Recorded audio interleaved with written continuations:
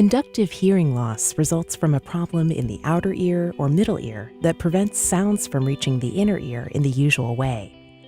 While in most cases, conductive hearing loss is temporary, it can be long-term or permanent.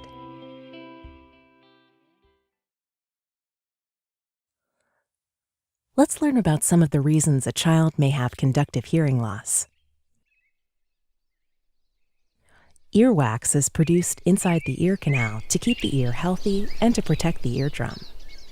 If too much earwax builds up, it can sometimes form a plug that blocks sound from reaching the eardrum. This can create a temporary conductive hearing loss until the earwax is removed. Fluid buildup in the middle ear is common in infants and young children. One common reason is the size and position of the eustachian tube.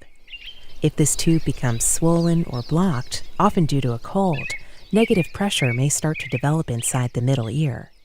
Over time, this may cause fluid or mucus to build up inside the middle ear. This makes it harder for the eardrum and the middle ear bones to move properly and for sound vibrations to reach the inner ear. This can cause a temporary conductive hearing loss until the middle ear fluid goes away on its own or is treated. Some children are born with a structural difference of the outer or middle ear.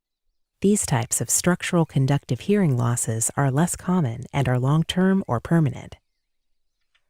Microtia occurs when the pinna, the part of the ear you can see, does not form properly. Microtia alone does not necessarily cause hearing loss. However, many children with microtia also have a missing or narrow ear canal. This is called atresia or stenosis.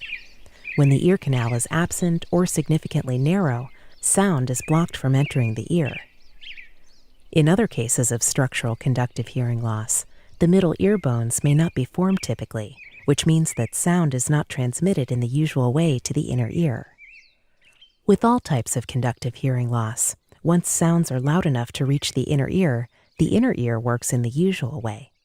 To give you an idea of what speech might sound like if your child has conductive hearing loss, we have prepared a hearing loss simulation. You will hear a sentence repeated 4 times.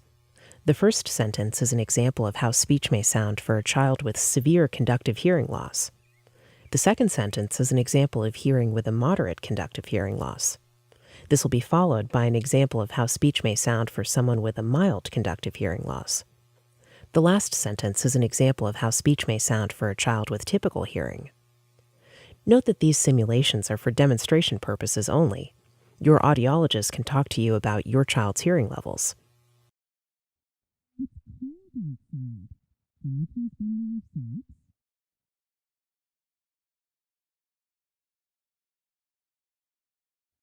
It's cold outside. Can you please bring me your socks?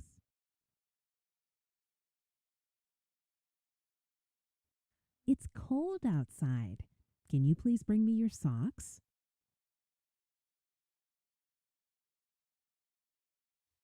It's cold outside. Can you please bring me your socks?